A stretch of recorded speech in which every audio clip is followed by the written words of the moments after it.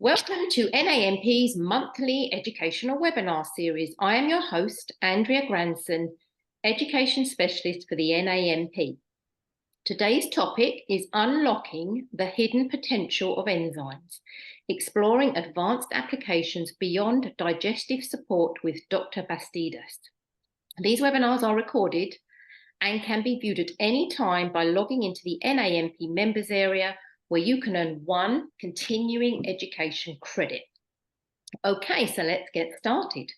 Dr. Milton Bastidas is a highly respected healthcare professional known for his dedication to holistic well-being.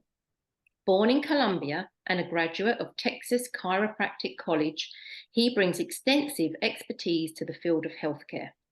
With a deep passion for soccer, he financed his college education at Texas Lutheran University through his love for sport, and today he's a sought-after figure in the soccer community for his rehabilitation and nutritional guidance. Dr. Bastidas is the founder of the True Lifelong Wellness Center and has been practicing since 1998. Specializing in treating skeletal conditions, sports injuries, and systemic disorders.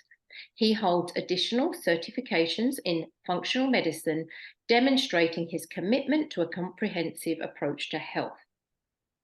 In addition to his clinical practice, Dr. Bastidas is actively involved in academia and research. He serves as the Vice President for the College of Integrative Medicine and holds the position of Director of Research and Development at Transformation Enzyme Corporation.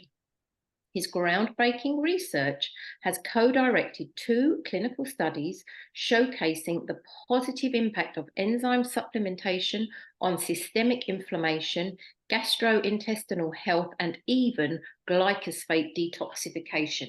Welcome, Dr. Bastidas. It's now over to you. Yes, thank you, Mrs. Granson. I really appreciate that introduction.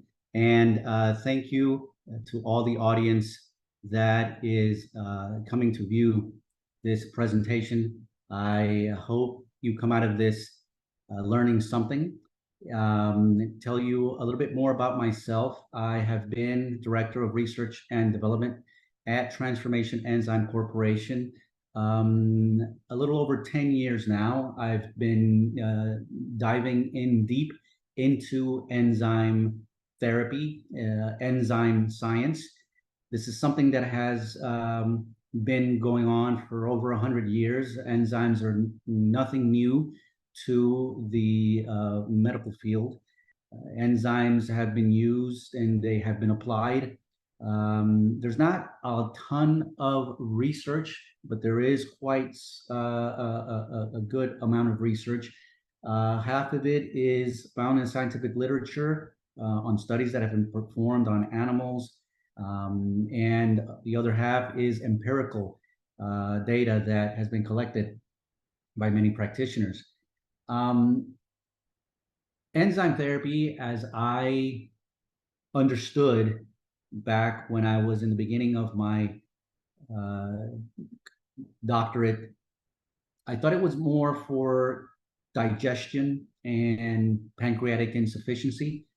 But as I dove deeper and deeper into the subject, I found out that that is not the case whatsoever. This can be applied to many, many systemic conditions.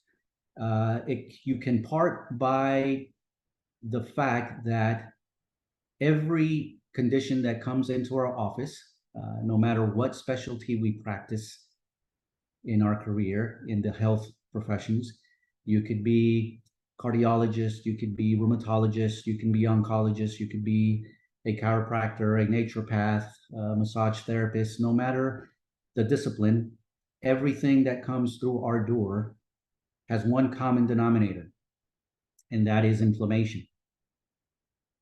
Name it what you want to name it. Name it cancer, name it rheumatoid arthritis, name it diabetes, name it hypertension, name it whatever you want to name the condition that you are being consulted for.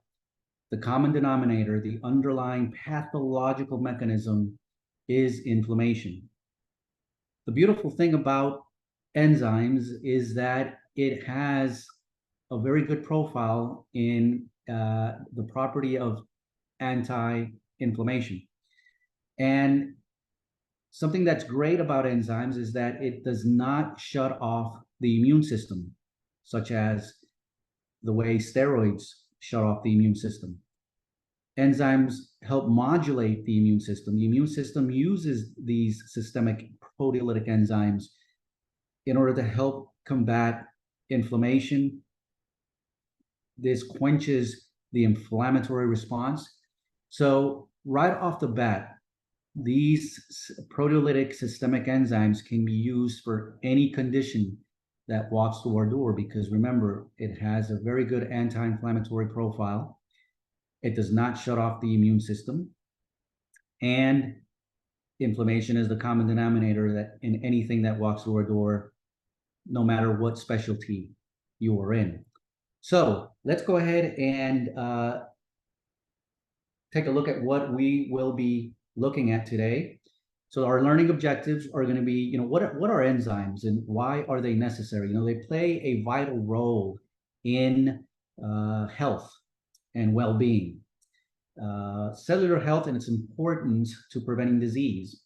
A lot of times when we do not digest our food properly, undigested proteins enter the circulation, and if it enters the circulation in a molecular size of over 5 kilodaltons, the immune system will identify that that as an intruder. Even though it's a food item, it will identify it as an intruder. It will think it's a bacteria, it's a pathogen, and it will launch a inflammatory and immunologic response. So one way enzymes help prevent this disease causing is by completely digesting all your proteins. And the thing that elicits a immune response the most is undigested proteins. We'll briefly discuss the triggers that turn on the immune response.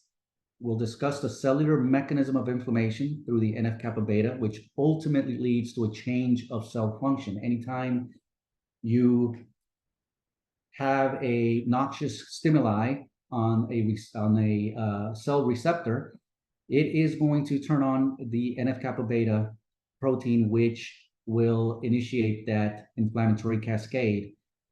And I will show you how that is able to change that cell function.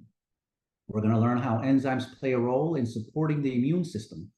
Remember, one of the beautiful things about enzyme therapy is its capacity to modulate the immune system, quench the inflammatory response, and how the immune system itself uses it for its own purpose.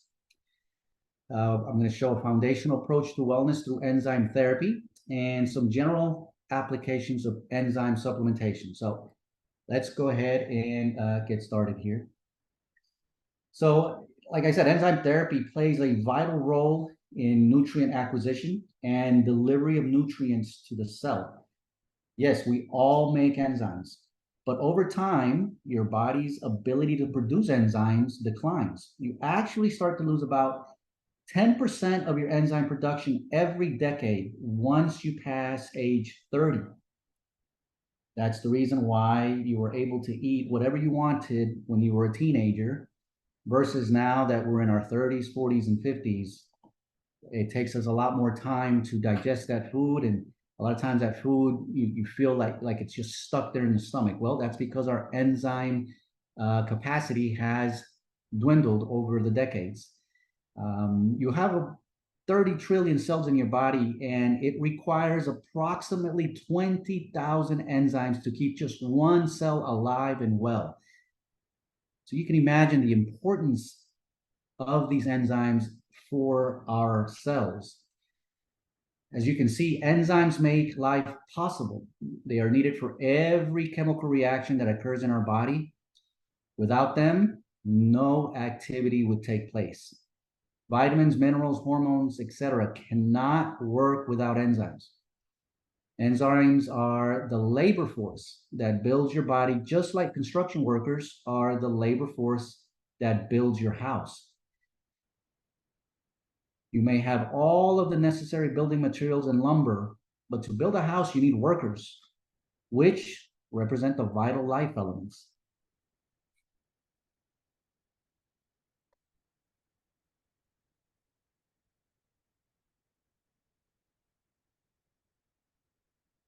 So today, we are finding that the need for better nutrition and enzyme therapy has never been greater. So your body produces digestive enzymes. However, it cannot produce enough digestive enzymes to keep up with the typical Western diet, which is full of enzyme-depleted, cooked, and processed foods. Things like GMOs and pesticides are also wreaking havoc on our digestive system and capabilities. Stress, as we all know, plays a big role in our natural digestive enzyme production. Our environments are more toxic now than ever before. Then there is genetic factors that influence the development of our digestive system. Not to mention, majority of people are not chewing their food, and that alone impairs digestion. So, this picture illustrates the biochemical and physical organization of the body. And let's start at the beginning. Before we were human beings, we started out as molecular molecules or atoms. 96% of our body is made up of 4 basic elements: oxygen, carbon, hydrogen, and nitrogen. And from these elements, we create cells. We are made up of about 30 trillion cells, and those cells have various functions depending on where they are located. Our cells make 4 tissues: connective, muscular, epithelial, and nervous. And from these tissues, we grow various organs: brain, lungs, heart, stomach, spleen, liver, intestines, etc.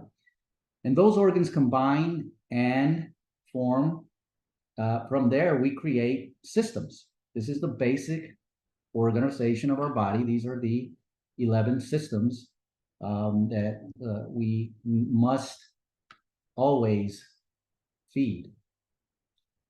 The cell needs nutrients or it dies. The human cell is the basic fundamental unit of life. We all know that. The cell requires nutrients to complete the various jobs required by our bodies. The human cell is the source of the body's energy supply, and our energy production comes from the nutrients that are delivered to our cells. When our cells are healthy, we are healthy. And when our cells are sick, we get sick. It is so important to remember you are not what you eat, but you are what you digest, assimilate, and fail to eliminate.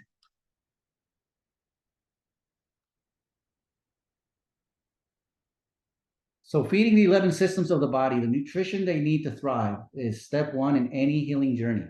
In order to disarm any disease-triggering mechanism, that structural and functional integrity must be maintained and or restored via nutrition. Digestive and proteolytic enzyme therapy, along with probiotics, are necessary for optimal nutrient acquisition, adequate circulation, and a healthy GI tract are critical factors needed to ensure tissue integrity and help restore health irrespective of therapy adopted.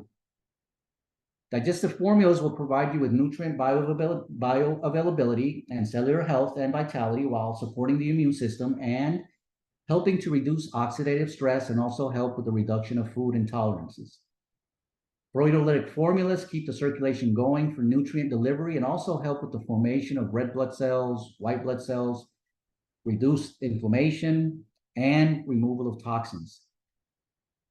As we know, probiotics also help support digestion and production of enzymes. They reduce pathogenic activity and promote the removal of toxins and waste. So these are just fundamental facts that we need to have our patients keep in mind. All right, this is what I like to call the ripple effect. So, are we feeding the cell? Are you healing or just masking a symptom? And this is, like I said, the ripple effect of digestion and disease. The outermost circle represents the presented illness, and the inner circle represents where the disease began or where problems began that led to the disease. So in the middle, we see poor digestion will result in disease. Okay, poorly digested carbohydrates, they ferment in the colon. This provides food for harmful microorganisms to consume this, which results in increased gases, which can overwhelm our system and contribute to more toxicity and inflammation. Poorly digested fats will turn rancid in the large intestine. Toxins in the colon are absorbed in the bloodstream, where they are oxidized and can become free radicals. Poorly digested proteins putrefy in the colon. Microorganisms consume this, which result in, you got it, toxicity. Remember, this is when I get to the foundation and the reason why we have a digestive, proteolytic, and a probiotic. Whatever system is weakest is the one that will usually go out of balance first. In the case of most of clients or patients, their weakest system is their nervous system. So just for you to get a glimpse here, digestion, if we have poor digestion, that's going to lead to toxicity. That toxicity will lead to this inflammation. And that inflammation will lead to an imbalance. And where will that imbalance be? It could be in the cardiovascular system. It can be in the digestive system, endocrine system, lymphatics, muscular, nervous, urinary system, skin, skeletal, respiratory, reproductive, so on and so forth. So it also depends on your genetic predisposition and your family history. You know, if in your family history, diabetes runs big, well, this poor digestion, remember everything starts in the gut. This poor digestion will lead to toxicity, that toxicity to inflammation, that inflammation to an imbalance, and the imbalance is wherever your weakest link genetically lies. It could be in one of the systems or several systems. And now I don't ever remember a patient coming in and saying, you know, doc, I only suffer, I only suffer from elevated blood pressure. No, it's usually elevated blood pressure, elevated cholesterol. It's usually metabolic syndrome. It's usually more than one thing. So that's what we need to keep in mind, that if we don't have a healthy digestive process, we will have toxicity that will lead to inflammation, and that will lead to an imbalance anywhere in these different systems. So now that we covered how we can create a solid foundation for nutrient acquisition, which contains all the precursors needed for proper gut-brain function, I want to shift gears and get into a more detailed discussion on other ways proteolytic enzymes can be utilized aside from digestion. So this is how stressors such as diet, stress, environment, toxicity, pathogens, and sleep impact digestion and the immune system.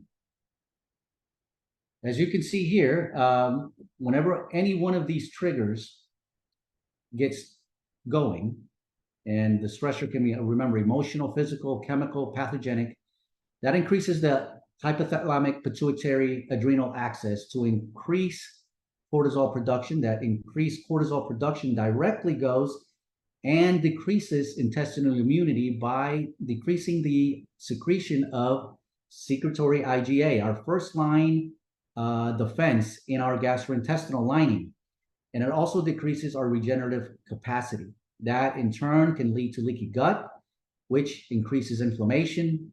That inflammation can travel from head to toe, including your brain, and whatever happens in the gut happens in the brain. We also call that leaky brain. And as you see, these arrows go back and forth.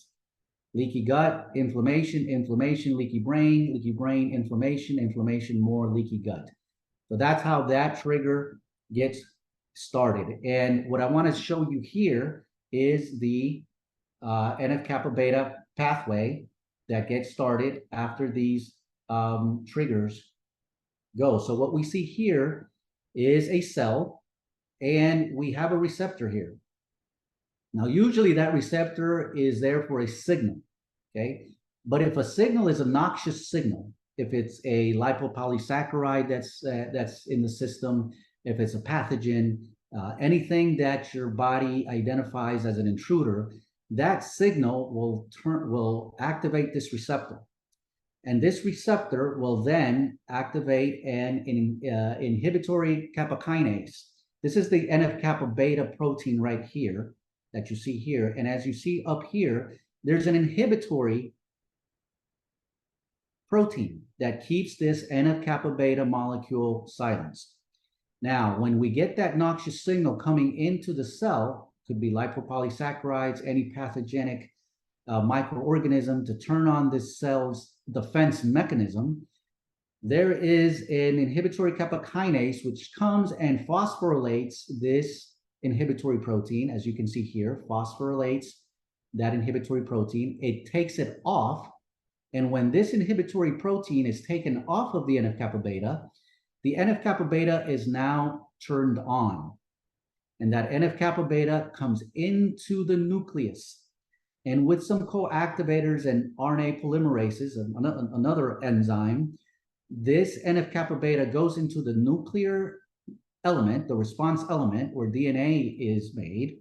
And that DNA transcribes into messenger RNA, which translates into proteins in order to take care of this noxious signal.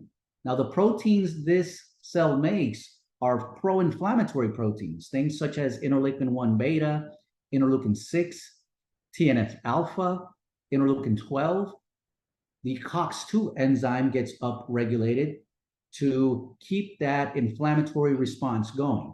Now, in an ideal world, this cell, after it produces those pro-inflammatory cytokines to deal with this noxious signal, in an ideal world, when this noxious signal is taken care of and eliminated, then NF-kappa beta, in its own demise, stimulates the formation of its inhibitory protein. And that inflammatory cascade I just described gets silenced. Okay? Now, that's in an ideal world. But let's say this noxious signal here is an underlying gut infection. Let's say it's a food intolerance. Let's say it's a, casein sensitivity, or let's say it's a gluten sensitivity. Well, that noxious signal is going to be triggering that receptor to turn on this NF-kappa beta pathway, making this cell change its function and produce pro-inflammatory cytokines in order to get rid of this noxious signal. So if it never gets identified, that's why we as practitioners need to do our due diligence and identify what is the trigger that's creating this NF-kappa beta pathway and creating that inflammation. Remember, the common denominator in anything that walks through our door is inflammation. Okay, now we don't want to shut off inflammation. We don't want to shut off the immune system. We need inflammation. Inflammation is a natural process. But what we want to do is control that inflammation. Control that inflammation.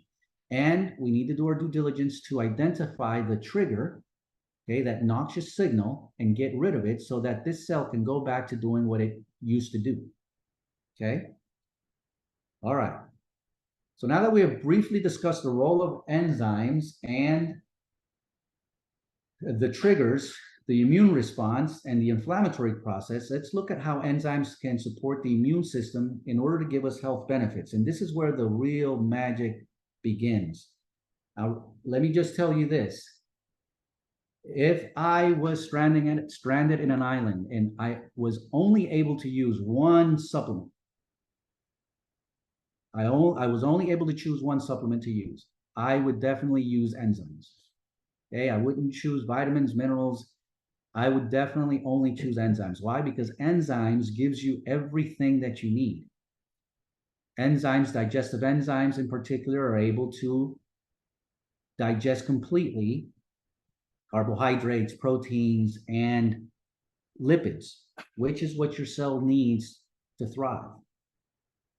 Proteolytic enzymes deal with the immune system. They quench inflammation. They modulate the immune system. And I've chosen about 12 bullets here where enzymes can be used, specifically proteolytic enzymes, okay, and its health benefits.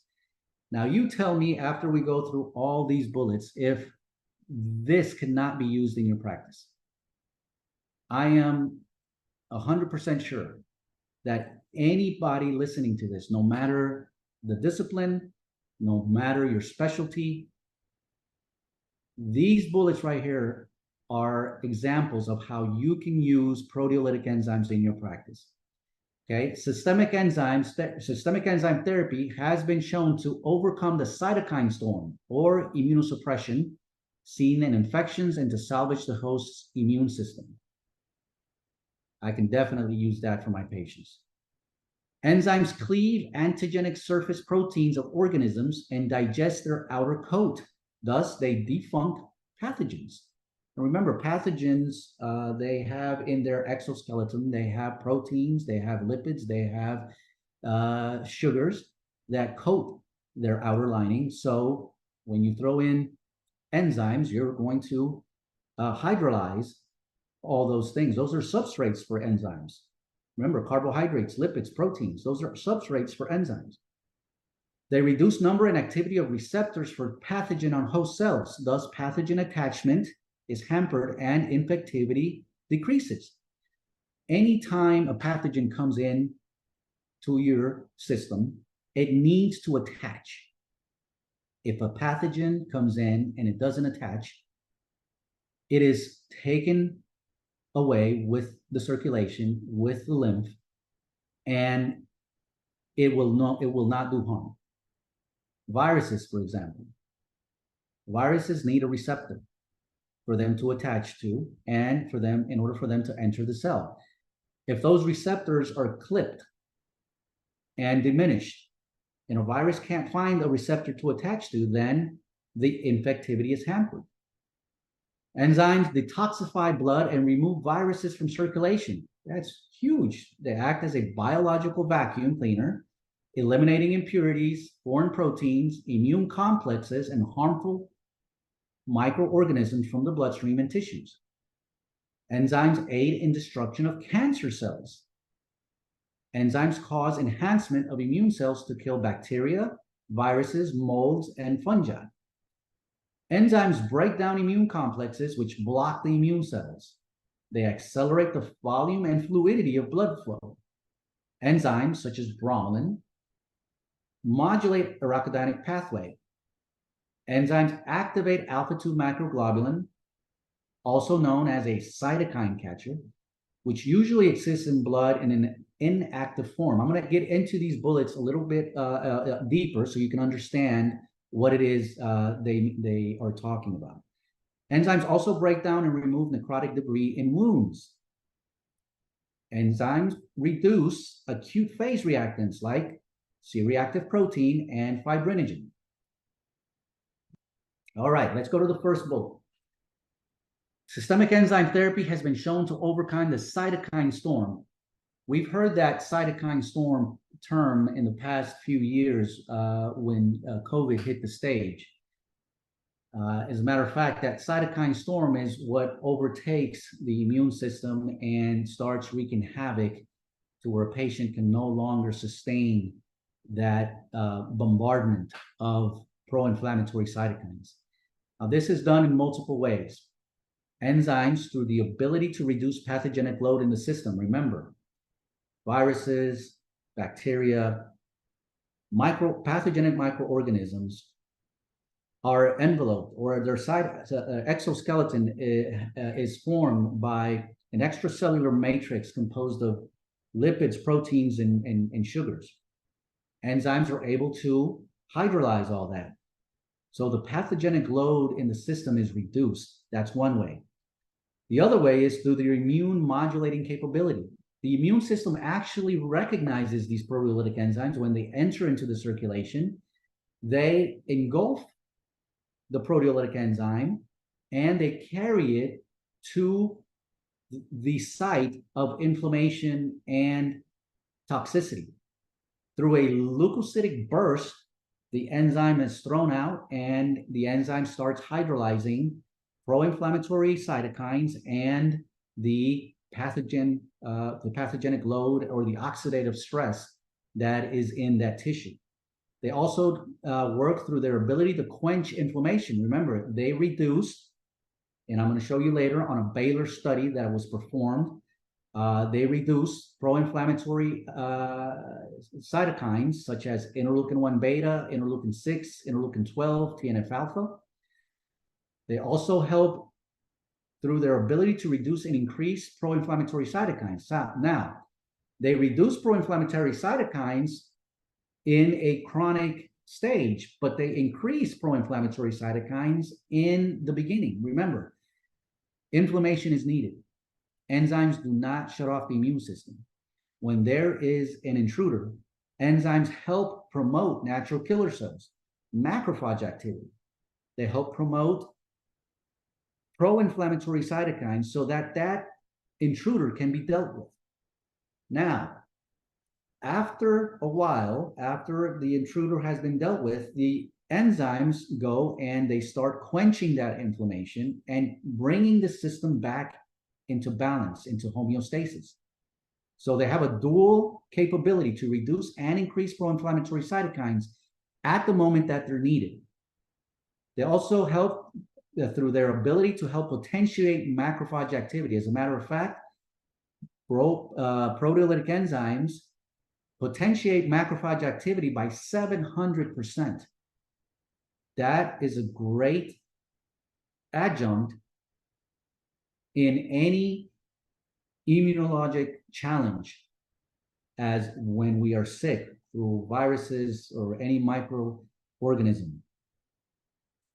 So Baylor University performed a study on a proteolytic blend. As a matter of fact, it was used from Transformation Enzyme Corporation called TPP protease. And they tested this proteolytic blend on pro-inflammatory cytokines such as TNF-alpha, interleukin-6, interleukin-1 beta, interleukin-12. And these are the results that Baylor was able to show. They took 29 participants, divided them in half. Half of them took a placebo, which is the blue line you see here. The other half, half took the placebo, which is the gray line, and half of them took 5 grams of the proteolytic blend, which is the blue line you see here. The first dot is the beginning of the study. For 21 days, they were supplemented with a proteolytic blend for the protease participants, and the control was giving a sugar pill or a cellulose pill. At this point in time here, T2, these participants were put through a intense exercise regimen. Now, you are aware that intense exercise activity creates inflammation. So when they were put through this intense exercise regimen, post-exercise, all participants were taken measurements of these pro-inflammatory cytokines, which you see here. This is post. They measured those pro-inflammatory cytokines again after 3 hours, again after 24 hours, and then again after 48 hours. Okay, that is to show how these pro-inflammatory cytokines were able to, how they reacted depending on the group that the participants were in. Remember, this is the protease group, and this is the placebo group, the control group. Okay, what they found in terms of tumor necrosis factor alpha, TNF-alpha, a pro-inflammatory cytokine. Okay, this above figure shows how the proteases allowed the synthesis and secretion of TNF-alpha. Now remember, proteolytic enzymes do not suppress the immune system. The immune system is able to act. Unlike steroids, when you take a steroid, it completely shuts down the immune system. Proteolytic enzymes do not shut down the immune system. So when inflammation is needed, remember, T2 right here is exercise regimen. Inflammation was created. In both groups, inflammation increased, TNF-alpha increased, which should happen. We want that.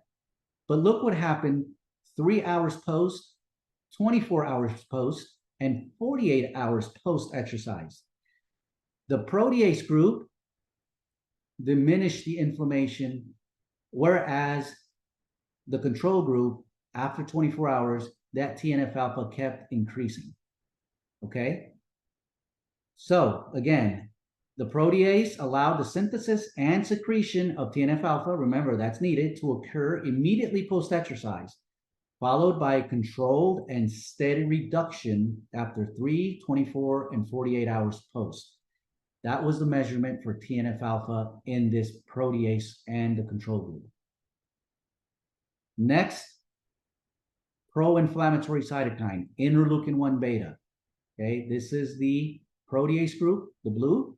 This is the control group, okay? The rise in interleukin-1 beta immediately post-exercise for the protease group was 24%, was less than half that seen in the placebo group, which was 62%. This demonstrates effective control of inflammation. And as you can see, the protease group had less interleukin-1 beta in their system compared to the control group. And it was more of a spike in that pro-inflammatory cytokine interleukin-1 beta. Interleukin-6. Also, the protease group had overall lower serum concentration of interleukin-6 than the placebo group.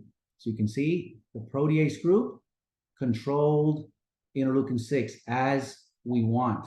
That's what we want to see after an inflammatory response from the immune system. We don't want that inflammatory response to continue increasing like the control group. Interleukin-12 is another pro-inflammatory cytokine. Looking at the study results post-exercise to 48 hours post-exercise, the levels of interleukin-12 dropped 63% in the protease group compared to a 16% increase in the placebo group. As you can see here, rise as it should, but then controlled and steady decrease, which is what we want to see. We don't want to see steady decrease, but then a sharp increase, okay? This is chronic inflammation. And remember, chronic inflammation leads to an imbalance. An imbalance where? In any of the 11 systems that we saw in the first few slides. COX-2. COX-2 is an enzyme which is upregulated in pro-inflammatory states. Note also that these levels appear more controlled in the protease group, post-exercise, whereas the placebo group showed a 41% increase in the COX-2 enzyme. Okay, still increasing after 48 hours. All right, the second bullet, enzymes cleave the antigenic surface proteins of organisms and digest their outer coat. Remember, their outer coat, this is a virus, outer coat, you have an E protein, an S protein, an M protein. These are proteins. This outer coat also has some saccharides in it, some sugars, some glycoproteins, also has some lipids in it, okay? Also has some lipids in it. And remember, digestive enzymes, proteolytic enzymes, they're able to hydrolyze proteins. Other digestive enzymes are able to, like lipases and carbohydrates, are able to hydrolyze lipids and sugars. So that's one way enzymes cleave the antigenic surface proteins of organisms and digest their outer coat. This is very helpful. Now, these are a couple of examples that I brought in slides that were provided in the Journal of Engineering and Applied Sciences back in 2018. And cleave the antigenic surface protein of organisms and digest their outer coat. Notable morphological changes observed when HIV virus is exposed in vitro to bromelain. Bromelain is a proteolytic enzyme found in pineapples. Slide A shows the virus right here, pointed by red arrows. having a perfect circular shape, whereas in slide B, right here, when exposed to bromelain, it shows the virus shape distorted in more oval or irregular shapes. See, big round shapes, the virus. Now they're smaller, they're oval. Okay. This is an electron microscope results of HIV virus before and after exposure to bromelain enzyme. This is the bromelain acting and cleaving the antigenic surface proteins of organisms and how it's digesting its outer coat. Sample 2, okay, this is another example. Samples from 2 patients containing HPV were exposed to bromelain and then tested by way of PCR in order to detect the presence of HPV DNA, okay? The outcome presented in figure 2 clearly shows that there was a substantial increase in concentration of nucleic acid following treatment with bromelain compared to control. So this is the control after bromelain, okay? Changes in nucleic acid concentration after treatment with bromelain. After bromelain, that HPV DNA concentration increased. Why? Because the bromelain digested the outer coat and the DNA spilled out. Okay. There's a substantial increase in concentration of nucleic acid following bromelain control. The increase of the DNA concentrations from both samples was possible because the capsid of the HPV virus and some of the membrane of the cell was degraded, which allowed the DNA of the virus leak into solution tested. Again, this is from the Journal of Engineering and Applied Sciences. This is another example. Biofilm, okay? Biofilms are ubiquitous, and nearly all species of microorganisms, such as bacteria, fungi, yeast, algae, protozoa, and viruses, are to adhere to surfaces and or to each other to form biofilms. Okay, these biofilms protect. Components of these biofilms are self-produced matrix of hydrated extracellular polymeric substances. They contain polysaccharides, proteins, nucleic acids, lipids, all of which can be hydrolyzed by systemic proteolytic enzymes. Okay, so when you degrade this extracellular polymeric substance, what happens? You expose the internal residents, i.e., pathogens, to the immune system. Remember that also the proteolytic enzymes increase macrophage activity by 700% and also increase natural killer cells. So when you get rid of these extracellular polymeric substance of the biofilm, you expose the internal residents to the immune system. And if your patient is taking antibiotics, that antibiotic is now going to be more effective because you're going to be exposing those internal residents by depleting or by breaking apart that biofilm. Now, antibiotics don't do anything for biofilms. It doesn't touch it. So if there's a strong biofilm covering those internal residents, those pathogenic microorganisms, then antibiotic activity is not going to be effective. Remember, as I said, degradation of the extracellular polymeric substances, hydrolytic activity on polysaccharides, proteins, and lipids, again, enhances action of antibiotics every time they're exposed to the immune system. They have anti-inflammatory properties, supports detection and attack of biofilm inhabitants by immune system. Remember, increases natural killer cells and macrophage activity, and controls the pathogenic bacteria. Bullet number 3, the reduced number and activity of receptors for pathogen on host cells. Thus, pathogen attachment is hampered and infectivity decreases. And this is another study performed on bromelain, and which showed protects piglets from diarrhea caused by an oral challenge with K8 positive E. coli.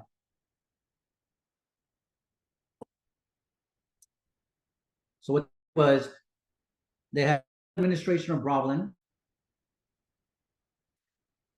And bromelain treatment prevented E. coli recognition of intestines because of proteolytic cleavage of K88 plus E. coli receptors. As bromelain can prevent attachment of the E. coli receptor to intestine, bromelain may be used clinically to prevent diarrhea. In this study, they show that bromelain reduced the incidence of E. coli diarrhea and protects piglets from life-threatening disease. Intestinal contents obtained via an intestinal fistula were tested for their ability to bind K88 plus E. coli before and after bromelain treatment. The results showed that bromelain only temporarily inhibited K88 plus E. coli receptor activity. Now, that's important. You don't want to permanently get rid of a receptor that is there for a reason. You want to temporarily deactivate it while the immune system takes care of the E. coli. So that's huge. The receptor activity was regenerated 30 hours after following treatment, which is consistent with the regeneration of new enterocytes. Okay, so this is the beautiful thing about enzymes. They don't permanently degrade or get rid of a receptor that is needed. Okay, enterocytes have a turnover rate of about every 3 to 4 days. So, but while there is an E. coli infection, you want to get rid of those receptors so that the E. coli has nowhere to attach itself. The results extend our initial observations and confirm that bromelain can inactivate E. coli receptors in vivo, and also show that bromelain protects against E. coli-induced diarrhea. Given the similarities in the mechanisms of pathogenesis of E. coli strains that affect piglets and humans, these data suggest that bromelain may be of clinical use to protect against human E. coli infections. So yes, you can use this for traveler's diarrhea. You can use this for any type of E. coli infection where diarrhea is rampant. You are going to give your patient a very good tool against this. The fourth bullet, they detoxify blood and remove viruses from circulation. They act as biological vacuum cleaners and eliminate impurities, foreign proteins, immune complexes, harmful microorganisms. Again, reduce inflammation.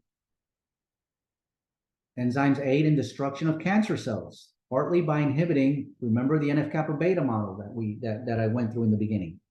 That NF-kappa beta pathway is inhibited by proteolytic enzymes. Okay? The COX-2 enzyme. In the Baylor study, remember that the COX-2 enzyme was also quenched. It was also modulated. Okay? Prostaglandin E2 series. This is the pro-inflammatory prostaglandin that comes off of the COX-2 inflammatory cascade. Okay, so cancer cells have a tendency to upregulate the NF-kappa beta pathway, the COX-2 enzyme, and the pro-inflammatory prostaglandin E2 series. By inhibiting and reducing this, then you are getting rid of a lifeline that cancer likes to increase. Bromelain markedly has in vivo anti-tumor activity for the following cell lines. Okay, you can find this in Biotechnology Research International. Okay, we have references for all this. P38 leukemia, sarcoma, Ehrlich acidic tumor, Lewy lung carcinoma, ADC 755 mammary adenocarcinoma. In these studies, intraperitoneal administration of bromelain after 24 hours of tumor cell inoculation resulted in tumor regression. After you inhibit these pro-inflammatory pathways, you are going to markedly affect cancer cells. Enzymes cause enhancement of immune cells to kill bacteria, viruses, molds, and fungi. Enzymes such as bromelain, papain, and amylase increase proliferation of peripheral blood mononuclear cells, production of interleukin 6, interleukin 6 and interleukin 1 beta. Remember, these guys are needed in the beginning in order to take care of these microorganisms, pathogenic microorganisms. We need inflammation in the beginning, okay? They increase granulocyte, monocyte, colony stimulating factors. TNF-alpha and type 1 cytokine interferon alpha production. Macrophage activity is enhanced up to 700%. Phagocytosis is also accelerated. This is all done with proteolytic enzyme activity. Okay? When you supplement these proteolytic enzymes, these digestive enzymes, these supplemental enzymes, you will help your immune system in all these different ways right here in order to take care of bacteria, viruses, molds, and fungi. Enzymes break down immune complexes, which block the immune cells. They dissolve immune complex by removing the Fc part of the immunoglobulin. This is the Fc part. Okay, this is an antibody. And an antibody has an Fc part and a part where the antigen connects to. Okay, they dissolve immune complex by removing Fc part of immunoglobulin and eliminate immune complexes from circulation.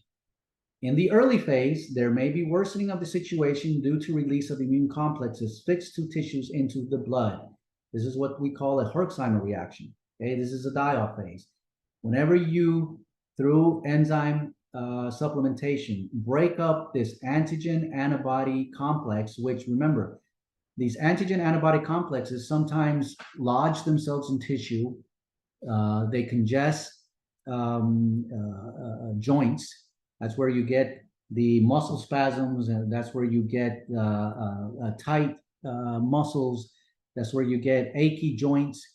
It's because these tissues, they accumulate antigen-antibody complexes in conditions such as RA, in conditions where there's a lot of toxicity built up in tissues. These antigen-antibody complexes form, they get lodged into tissues. Proteolytic enzymes come in here, break up all this antigen-antibody complex so that it can be eliminated. It comes out of the tissue, comes out of the joints, into the circulation, and that can give you a Herxheimer reaction. But that's only temporary. While the immune system starts clearing out all these antigen-antibody complexes out of your joint, out of your tissues, as they enter the circulation, you get that Herxheimer reaction. You can experience headache or fatigue, or get sleepy, get weak. But that's only temporary. While all this gets eliminated, you start feeling the difference. You start feeling better. Your joints, your tissues, they stop aching. You have more flexibility, and that's because of the proteolytic enzymes going in there into the circulation, releasing all this junk out of tissues. Enzymes accelerate the volume and fluidity of blood flow. That's important. You need blood flow. Anytime blood becomes toxic, becomes stagnant, ischemic, you don't get oxygen flow, you don't get water, you don't get nutrients going into the cell. So how do enzymes accelerate the volume and fluidity of blood flow? Well, they reduce fibrinogen. They enhance the conversion of plasminogen to plasmin, which degrades fibrin. This is where proteolytic enzymes have their fibrinolytic properties, okay? By the conversion of plasminogen to plasmin, degrades fibrin.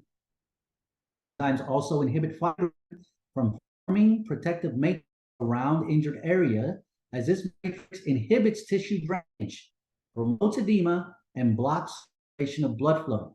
Remember, if it's ischemic and you block circulation from excess fibrin, you're not going to get good circulation into the tissue. Recovery is affected. You get no oxygen, you get no nutrients, you get no water into that tissue for repair and regeneration. Enzymes also prevent action of blood platelets. Okay, remember, it doesn't shut off this immune process, okay? It turn off the coagulation process. Okay? We need coagulation. We can't turn it off. If we turn off coagulation, then we bleed to death. Enzymes do not turn off the coagulative in the body. What the enzymes do is modulate, okay? Get rid of excess fiber, cleans up, has a debridement type of property, okay? That's huge. Enzymes such as bromelain regulate arachidonic pathway. Okay, this is how stimulated enzyme plasminogen stimulated by to converting the plasmin. And remember, plasmin inhibits arachidonic acid pathway, okay, which leads to the thromboxane, pro-inflammatory. Thromboxane production is decreased with no effect on cyclooxygenase. This leads to a decrease in edema and inflammation and reestablishment of balance between the two types of prostaglandins. Here is the key word, balance. Okay? This is what we need. We need balance. In anything in the body, homeostasis is important. We need balance, and proteolytic enzymes help bring that balance. Enzymes activate alpha-2 macroglobulin, the cytokine catcher, which usually exists in blood in an inactive form. So alpha-2 macroglobulin, which is depicted here, is a carrier protein. It's also called an antiprotease. Whenever you supplement proteolytic enzymes and that enzyme enters into the circulation, it is immediately picked up by an alpha-2 macroglobulin, which is this protein carrier right here. The alpha-2 macroglobulin carries the protease, and by carrying it, it now keeps it from inducing an immune response. So proteolytic enzymes do not trigger an immune response. The immune system does not create inflammation when the proteolytic enzyme enters the circulation, and it does not elicit an immune response. The immune system does not attack the protease because the protease is carried by the alpha-2 macroglobulin. So it doesn't create, the immune system doesn't identify it as an intruder. It does, because these proteases are high molecular size, they're high molecular weight. And remember, anything above 5 kilodaltons is going to elicit an immune response. The immune system is going to think it's an intruder, and it's going to attack anything over 5 kilodaltons.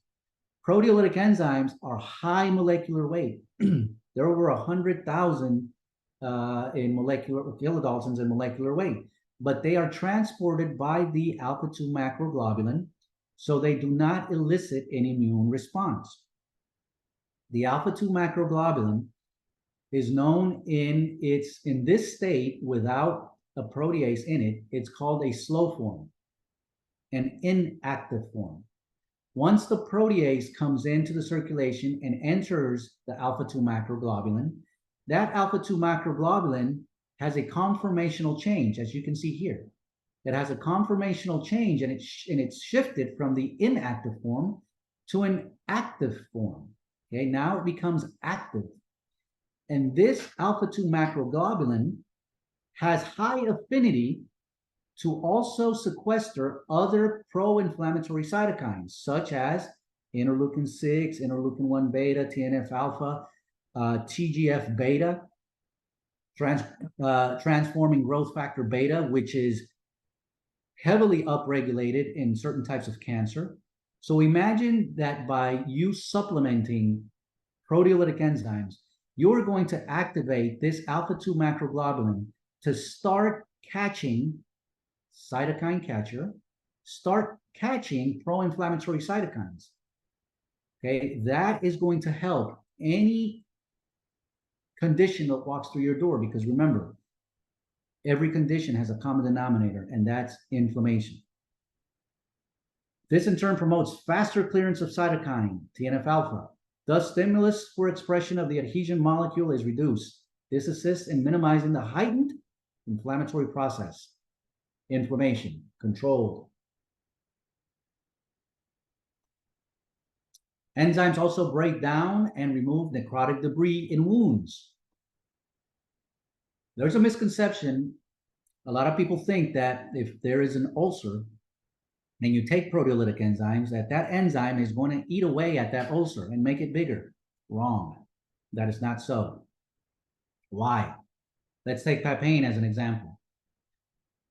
Acts as a debris removing agent with no harmful effect on sound tissues because of the enzyme specificity, acting only on the tissues which lack the alpha-1 antitrypsin plasmatic antiprotease that inhibits proteolysis in healthy tissues. So healthy tissues contain an antiprotease. An antiprotease is something that inhibits a proteolytic enzyme. So healthy tissues contain antiproteases. That's why when you take proteolytic enzymes, it acts on necrotic tissue that does not contain antiproteases. So it cleans up that fibrotic, dead, necrotic debris in wounds. It does not eat up fresh wounds. It does not increase the size of an ulcer. Okay, when there's healthy tissue that contain antiproteases, the protease does not eat up or remove that tissue. It only removes tissue that does not possess the antiprotease, and that is necrotic dead tissue. Okay? Bromelain separates eschar at the interface with living tissue. It is hypothesized that bromelain activates collagenase in living tissue, which then attacks the denatured collagen in the eschar. This produces a demarcation between living and dead tissue. So do not fear of taking proteolytic enzymes in wounds or ulcers. Okay, last one. Reduce acute phase reactants like CRP and fibrinogen. Remember, fibrinogen is an acute phase reactant which increases sharply in states of inflammation and presence of interleukin-6, key factor in blood viscosity, and promotes formation of blood clots inside coronary arteries. Proteolytic enzymes decrease fibrinogen. C-reactive protein, also an acute phase reactant, which increases sharply in response to inflammation. Binds to phosphocholine expressed on surface of dead or dying cells in order to activate the complement system, and is synthesized by the liver in response to cytokines such as interleukin-1 beta, interleukin-6, interleukin-12, and TNF-alpha, released by macrophages and fat cells. Proteolytic enzymes also reduce C-reactive protein. So we did a little trial I did a little trial for transformation where we took participants and we divided them into groups. We did not change any lifestyle parameters. If these patients were partying like a rock star, we let them keep partying like a rock star. We didn't want to change we didn't change diet. We didn't put them on any vitamin and mineral regimen. All we did was we gave 3 caps 4 times a day. And we tested their CRP and fibrinogen at baseline, and then retested in 12 weeks to see how these proteolytic enzymes played against CRP and fibrinogen. And these are the results we obtained on this participant. This participant started with a CRP of 20. Now, CRP optimal level should be below 0.5.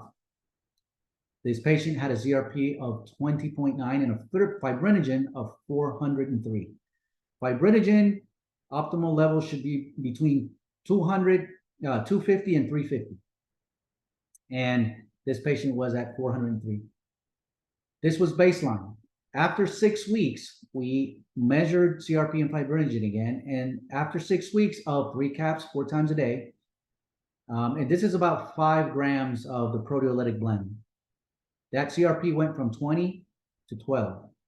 Fibrinogen from 400 to 314.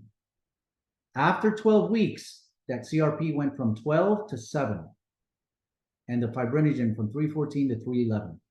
Okay, that fibrinogen went into balance. It went into optimal range.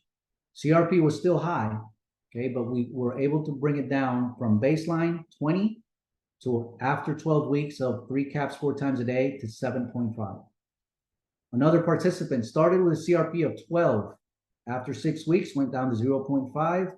After 12 weeks, remained in healthy level. Their fibrinogen was at 439 baseline. After 6 weeks, healthy level. After 12 weeks, healthy level. Another participant started with CRP at 2.5. After 6 weeks, healthy level. After 12 weeks, healthy level. Their fibrinogen was 342, within normal limits, kept within normal limits. Okay, so this is just an example of what you can do with these proteolytic enzymes in terms of CRP and fibrinogen. So, how do we do this? Well, diet, foundation, okay, foundation. You can't beat a bad diet. You have to, lifestyle, make this a lifestyle. Whole foods, fresh, locally grown, organic, nutrient dense, antioxidant rich, a lot of fiber, a lot of water. Add the supplements, add the enzymes in there. You're going to break down all this fresh, whole, locally organic, nutrient dense, antioxidant rich foods in order for you to obtain the nutrients that the cell needs to survive. Okay, so first step, diet, a lifestyle. Of course, reduce chemicals, increase exercise, hobbies. That's, increase your relaxation activities, rest, manage your stress, read, pray, meditate, positive self-talk. So diet and lifestyle plays a huge factor in any patient that walks through your door. Step 2, enzyme therapy. I just went through 12 bullets of how enzyme therapy can impact every patient that walks through that door. Because remember, the common denominator is inflammation. And with enzyme therapy, you're going to enhance digestion and the absorption of those nutrients. You're going to improve blood flow. Remember, the blood is what carries our nutrients. If we don't have blood flow, if it's stagnant, if it's toxic, then our nutrients that we eat are not going to get to the cell. So we already learned how enzyme therapy can improve blood flow. Okay? So that way we can carry oxygen, water, nutrients to the cell. Support detoxification. Remember how these proteolytic enzymes are able to defunct pathogens, eat away at their exoskeleton, eat away at extra polymeric substances in biofilm. Manage inflammation. I showed you how Baylor demonstrated how interleukin-1 beta, interleukin-6, interleukin-12, TNF-alpha, the COX-2 enzyme were all inhibited by proteolytic enzyme supplementation. How CRP came down, how fibrinogen came down. Okay, these are all the benefits that you're going to give your patients when you supplement them with enzyme therapy. And we do this by taking a digestive enzyme before, during, after meals to aid in proper digestion, absorption, and utilization of proteins, carbohydrates, and fats necessary for the body to sustain health and vitality. We take a proteolytic enzyme in between meals. These need to be on an empty stomach. Why? When they're taken on an empty stomach, they have nothing to digest. So they go into the circulation, and then you impart their systemic benefit. Okay, and what is it? The benefit: adequate blood circulation, removal of metabolic waste, and modulating the immune system. We also like to do probiotics at bedtime to maintain good microflora within the GI tract, promote healthy elimination, and further assist with digestion. Ladies and gentlemen, thank you very much. I hope I was able to teach of the plethora of health benefits that supplements enzymes can bring to your practice. And these are things you can apply today in your practice. Thank you very much, Mrs. Granson. I give it to you. Thank you. That was absolutely fantastic. Yeah, this reminds me of the great Dr. Nicholas Gonzalez, the late Dr. Nicholas Gonzalez, a lot of what he was talking about a long time ago. And it's just great to have that reminder. I know many of us, we as you mentioned in the beginning, you know, we learn about enzymes for digestion, but what else can we do? Yes. Yeah. So, yeah, so this is really great. I just want to remind anyone that's listening to this presentation, it can be viewed in the NANP members area, along with a vast selection of cutting-edge webinars. Now, each webinar has a corresponding quiz which needs to be passed in order to earn 1 continuing education credit.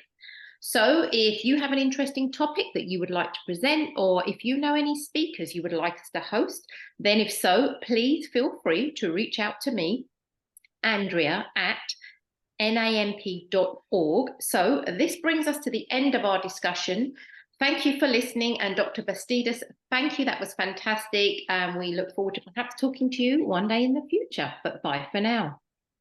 Thank you very much. Appreciate it. Bye-bye.